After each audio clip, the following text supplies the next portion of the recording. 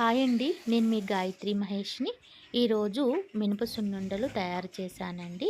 తయారీ విధానం, కొలతలు చెప్తాను. ముందుగా ఒక గ్లాస్ బియ్యానికి, ఒక గ్లాస్ పంచదార, ఒక గ్లాస్ నెయ్యి, 2 యాలక్కాయలు, 2 స్పూన్ల బియ్యం కావాలి. తర్వాత ఆహ్, బాండీలో మినపగుళ్ళు, ఈ 2 స్పూన్ల బియ్యం వేసి దోరగా వేయించుకొని పక్కన పెట్టి చల్లార్చాలండి. తర్వాత అదే బాండీలో నెయ్యి వేసి మరిగించాలి. మరిగించి చల్లార్చే వరకు పక్కన పెట్టుకోవాలి.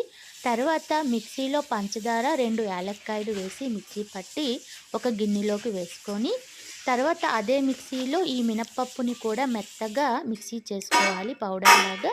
ఈ పంచదార పొడిని, ఈ మినప పొడిని మంచిగా కలిపి అందులో ఈ చల్లార్చిన నెయ్యిని వేస్తూ చక్కగా మనకి కావాల్సిన ఉండల్లా తయారు చేసుకోవాలండి.